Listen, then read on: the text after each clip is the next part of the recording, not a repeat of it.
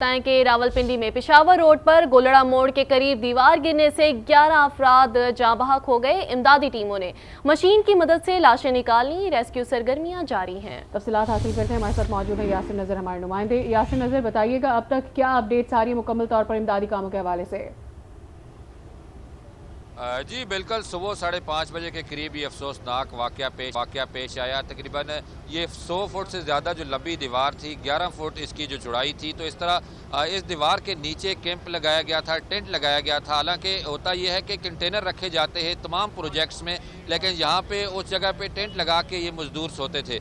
तो इसी तरह ये दीवार गिरी है और इस दीवार गिरने के नतीजे में 11 अफराद जो हैं, ये बताया गया है कि मौका पर ही जाँबाक हो गए थे, जिनको यहाँ से मुंतकिल किया गया है। और उसके बाद 4 जो हैं शदीद ज़ख्मी हैं, जिनकी पेम्स में सर्जरी और ट्रीटमेंट जो है वो जारी है। तो मजमूई तौर पर अब तक 11 अफराद जो उनकी अब CDA और जो चीफ कमिश्नर भी हैं उनसे तस्दीक है। इस तरह अब यहाँ पे जो इमदादी कार्रवाइयाँ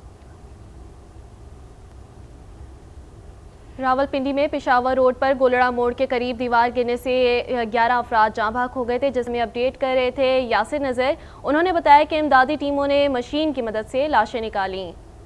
यासिर नजर, आगाह कीजिएगा, इमदादी कामों के हवाले से आप अपडेट कर रहे हैं। 11 अफराद के जाँ बहक होने की इतलात आ रही थी। अस्पताल जराए क्या बता रहे हैं? क्या इन लाशों की तस्दीक हो चुकी है? जी बिल्कुल, चीफ कमिश्नर इस्लामाबाद जो हैं वो भी कुछ देर पहले यहाँ पहुँचे थे। उनसे हमने बात की थी तो उन्होंने भी इस बात की तस्दीक की थी कि 11 अफराद अब तक जो हैं वो जाँ बहक हुए हैं और 4 अफराद जो हैं वो शदीद ज़ख्मी भी हैं और जो काफ़ी देर दीवार के नीचे दबे रहे और उसकी वजह से जो उनके ज़ख्मी हैं वो शदीद ज़ख्मी हैं। तो इस तरह 4 जो ज़ख्मी हैं, 11 अफराद जाँ बहक होने की उनकी तरफ से तस्दीक की गई है।